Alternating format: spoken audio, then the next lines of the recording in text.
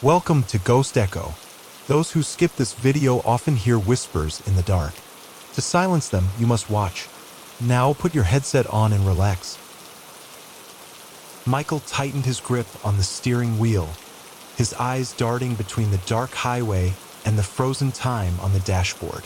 3:07 a.m. The numbers glowed in eerie green, unchanging. He exhaled slowly, trying to shake off the creeping unease. He had been driving for hours. At least it felt like hours. The stretch of road ahead remained the same, long, empty, and swallowed by the darkness.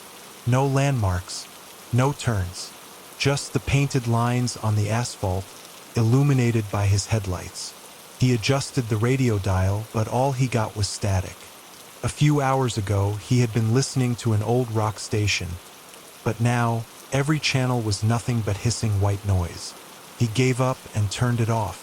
Something was wrong. His fuel gauge hadn't budged.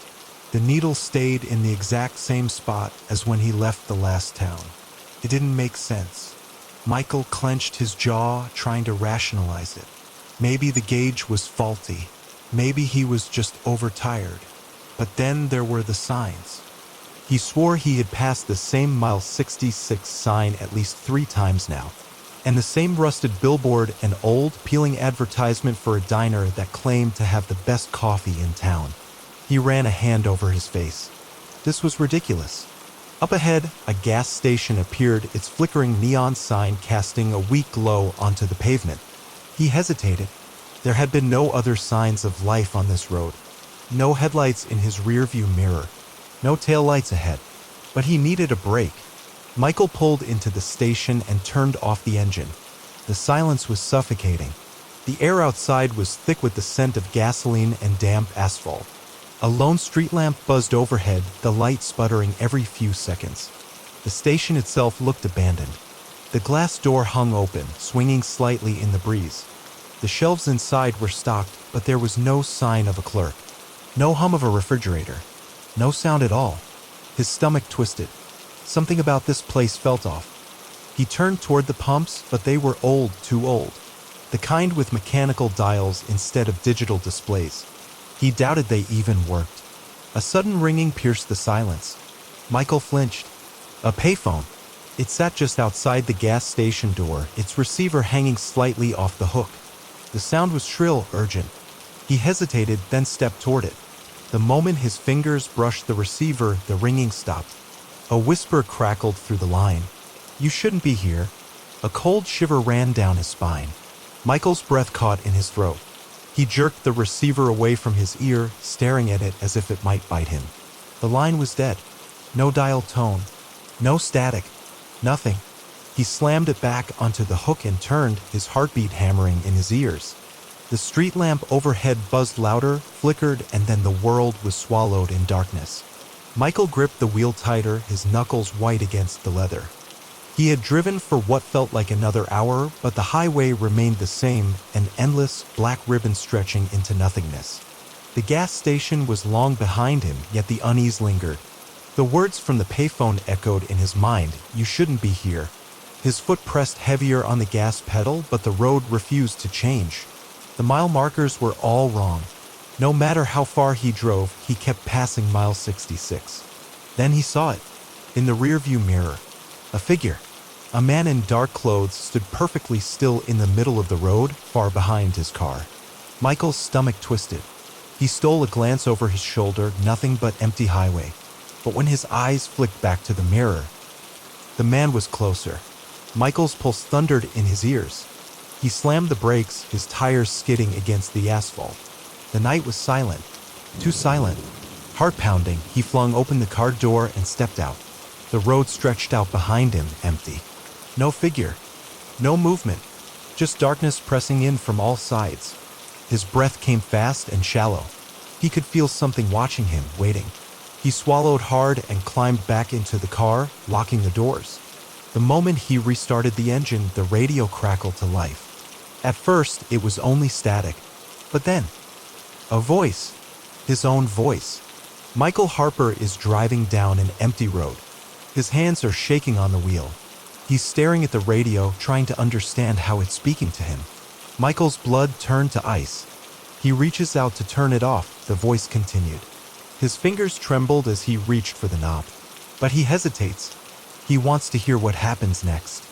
He yanked the dial, cutting off the broadcast. Silence. Michael's chest heaved. This wasn't happening. It couldn't be happening. His headlights cut through the darkness ahead, illuminating something on the side of the road. A diner. Michael's hands went cold. He knew that diner. It was from his childhood, the one his parents used to take him to every Sunday. But it was wrong. The neon sign flickered erratically, its letters barely hanging on. The windows were shattered and the inside was dark, abandoned. He pressed on the gas, passing it without stopping. A few miles later, he saw something else. A motel. One he had stayed in years ago during a road trip. But it looked condemned, covered in graffiti, with doors hanging off their hinges. Then came the playground. His childhood playground, the one he used to run through as a kid. The swing set creaked in the wind, even though there was no wind. None of this should be here. Then he saw the car. His stomach dropped. Parked on the side of the road was a vehicle identical to his. The headlights were off, but the driver's side door was open. And slumped over the wheel was a man. Michael's breath caught in his throat. It was him. His own lifeless face stared back at him. Michael's hands trembled as he gripped the steering wheel. His own dead face, slumped over in the crashed car, haunted his thoughts. He had slammed his foot on the gas, speeding away from the impossible sight, but the sense of wrongness only deepened. The road ahead was still endless, still frozen in the same eerie night. He pulled over, gasping for breath, trying to slow the pounding in his chest. His fingers dug into his temples as he forced himself to think. This isn't real. It can't be real. But then he saw them. The shadows. Along the roadside, stretching in unnatural ways. They weren't cast by any street lamp or headlights because there were no street lamps. No moon. No stars. Just a suffocating black void above him, as if the sky itself had been erased. The shadows slithered. Twitched. They were moving. Michael's breath hitched as he locked the doors, his foot hovering over the gas pedal. Then, without warning, a roadblock. It hadn't been there a second ago. His headlights illuminated wooden barricades and a faded detour sign. There was no way forward. His hands clenched the wheel. He could turn around, but he already knew the road behind him would be the same. With no choice, he followed the detour. The exit curved downward, leading him into a town. Small, unfamiliar. Yet something about it gnawed at the edge of his memory. The streetlights flickered weakly, as if struggling to stay lit. The houses lining the road were abandoned, windows dark and hollow. The sidewalks were empty, and yet a sound, a distant siren, wailing through the night. There was no fire, no flashing lights, no sign of an emergency, just the sound, cutting through the silence like a warning. And then he saw them, figures, a small group of shadowy people standing at the end of the street, perfectly still. Michael slowed the car, his heart pounding. They didn't move, didn't speak. They weren't even facing him, just standing, waiting. He swallowed hard and pressed the gas. As he approached, they vanished, like smoke dissipating in the wind. A chill crawled up his spine. He wasn't alone. Something was watching, following. Spotting a gas station ahead, he pulled in, hoping for any sign of normalcy. The station was dimly lit, the neon sign buzzing faintly. It was the first place that seemed somewhat real. He stepped inside. Empty. Shelves stocked, register open, but no clerk. No customers. The radio behind the counter crackled with static. Michael swallowed his fear and headed for the bathroom. The fluorescent lights flickered as he pushed open the door. His reflection stared back at him from the cracked mirror, dark circles under his eyes, skin pale and damp with sweat. Then he saw the message. Scrawled across the wall in dripping, red letters. You were already dead. His pulse roared in his ears. He stumbled backward, his breath coming in shallow gasps. His mind reeled, trying to process the words, but before he could, a voice. Soft behind him. You don't remember, do you? Michael whirled around. A woman stood in the doorway. Dark hair. hollow eyes, a face he almost recognized. His lips parted, but before he could speak, she was gone, as if she had never been there at all. Michael staggered backward, his breath ragged. The words on the bathroom wall, "You are already dead," burned into his mind. His hands shook as he stumbled out of the gas station. The air was thick, suffocating. The town was watching him. The streetlights flickered more violently now, casting long, shifting shadows that twisted across the pavement. The distant siren had stopped, leaving behind an even more oppressive silence. Then a whisper, soft at first, like wind through the trees. Then louder, and louder. "You can't escape what you did." Michael turned sharply, his heartbeat pounding in his ears. No one was there. The town pulsed around him. The houses, the empty streets. Everything felt alive, breathing in sync with his growing panic. A sudden flash, he saw himself. Not standing here. Not now. Another night. Another road. He was in a car. Not alone. A woman sat beside him in the passenger seat, laughing softly. His fingers tightened on the steering wheel as the memory blurred. The vision flickered and then gone. Michael gasped, his hands gripping his head. The night wasn't trapping him. It was showing him something. He turned and ran to his car, slamming the door shut. His breathing was erratic, and he wiped his sweat-soaked forehead with a trembling hand. The engine rumbled to life. He checked the rearview mirror. His stomach dropped. The figure, no longer distant. He was inside the car now, sitting in the passenger seat. Michael's breath caught in his throat as his own reflection stared back at him. Except it wasn't just a reflection anymore. It was him, but not him. This version of himself looked hollow, drained. His eyes sunken and filled with something dark, something knowing.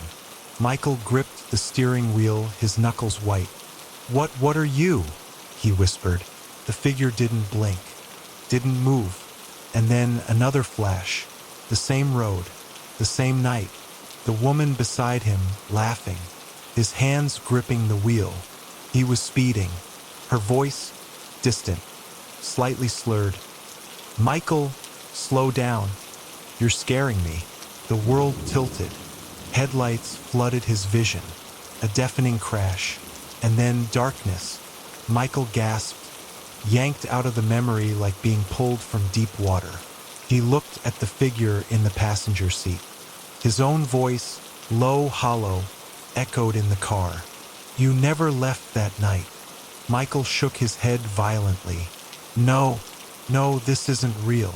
The whispers outside grew into distorted voices. He turned to the passenger seat, empty. But the truth was sinking in now. His reflection had told him the truth. He never survived the crash. Michael blinked. The town was gone. No flickering streetlights. No abandoned buildings. No shadowed figures waiting in the distance. Just the road. The endless, empty highway stretching into the dark. His hands were on the wheel.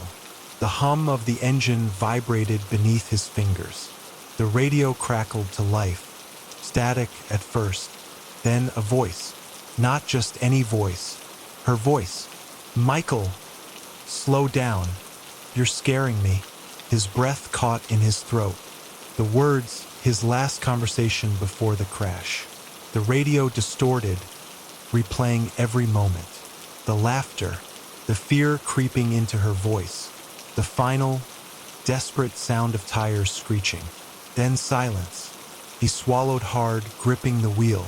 He had a choice. 1. Accept the truth and let go. 2. Deny it and stay trapped in the endless dark night forever. The headlights illuminated the never-ending road ahead. A voice, his own, whispered inside his mind. It's time to decide. Michael squeezed his eyes shut.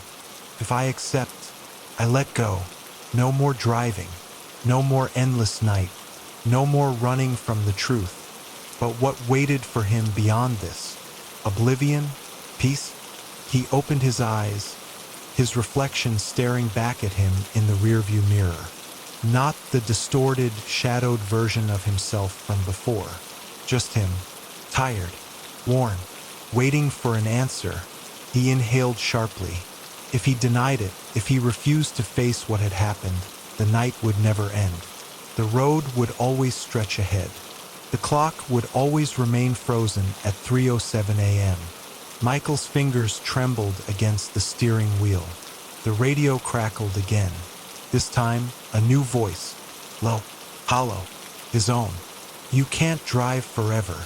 The highway stretched into darkness. Waiting. Michael exhaled and made his choice. Final shot. The headlights fade. The road disappears. A long silence.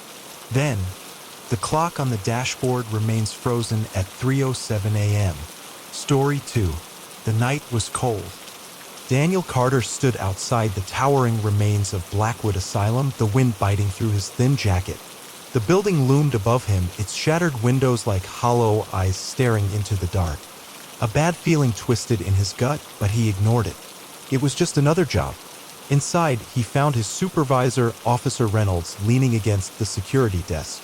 A grizzled man in his late 50s, Reynolds barely spared him a glance. "You Carter?" "Yeah."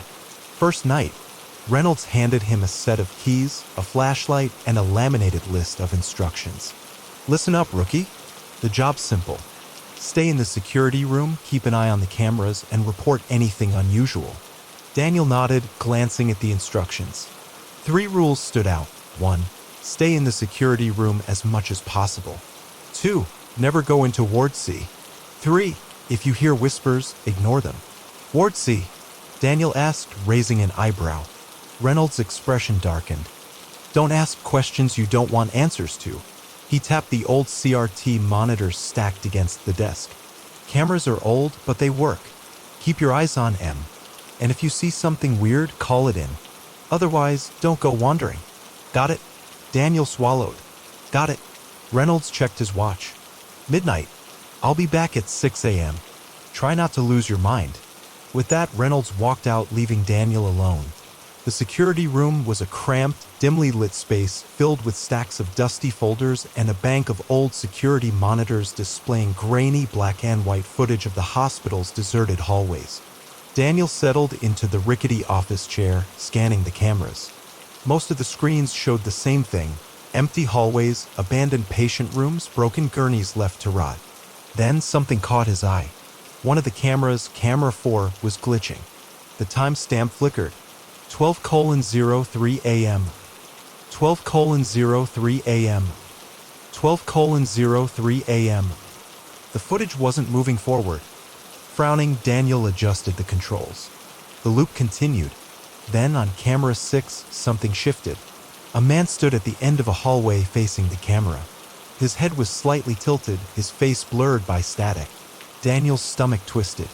Then the man took a step forward. Daniel turned around. The security room was empty. He let out a shaky breath and turned back to the monitors. The man was gone. Daniel gripped the arms of his chair. Maybe it was just a glitch. But deep down, he knew better. His first night at Blackwood Asylum had only just begun. The air inside Blackwood Asylum felt heavier now. Daniel sat in the security room, gripping his flashlight like a lifeline. The strange occurrences from earlier still lingered in his mind: the man on the camera, the looping timestamps. But this was just an old building playing tricks on him, right? Then he heard it. Footsteps. Slow, deliberate. They echoed down the corridor outside his room. Daniel's breath hitched. He leaned forward, watching the hallway camera feed. Nothing. But the footsteps continued. He stood up, stepping toward the doorway, peering out into the empty hall. "Hello?" Silence. Just as he was about to turn back, the security phone rang. Daniel nearly jumped out of his skin. His eyes flicked to the dust-covered landline on the desk. It wasn't plugged in. Slowly, he reached for the receiver and lifted it to his ear. Static. Then, a voice, low, hoarse, barely a whisper. "You shouldn't be here." Daniel slammed the phone down. His heart pounded in his chest. Something was very, very wrong. The woman in the halls trying to calm his nerves, he turned back to the security monitors. On camera 3, he saw movement. A woman. She wore a hospital gown, her bare feet moving soundlessly across the tile. Her head hung low, hair covering her face. Daniel's throat went dry.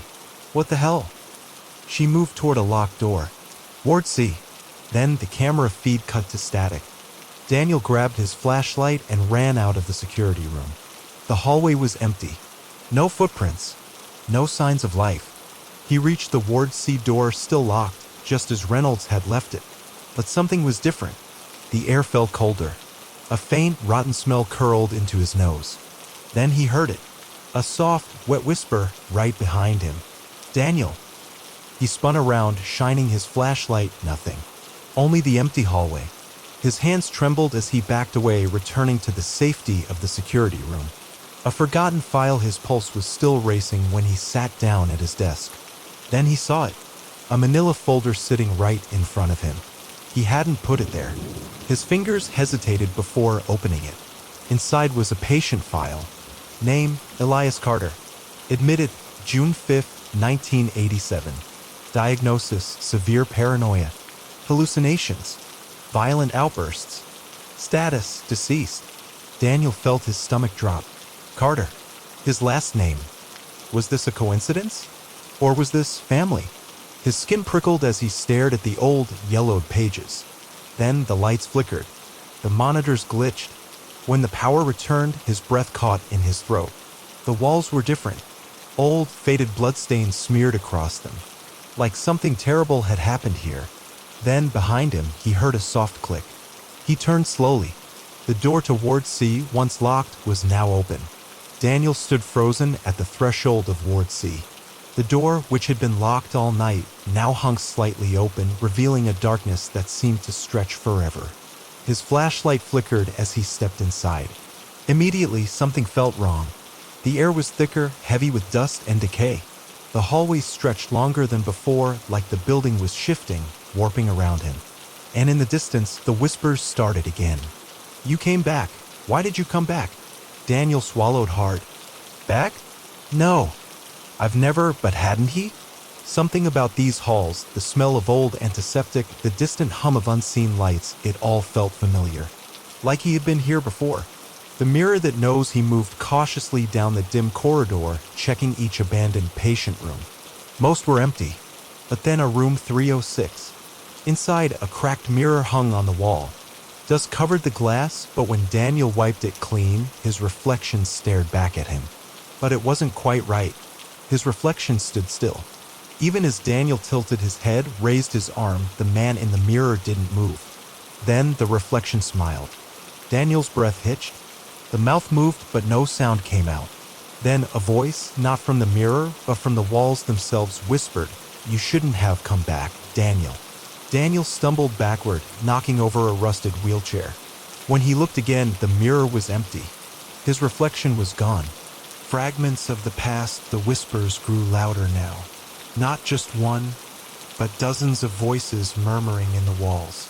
Daniel clutched his head, squeezing his eyes shut. And then memories flooded in. A flash of a white coat, a clipboard in his hands, a nameplate on an office door.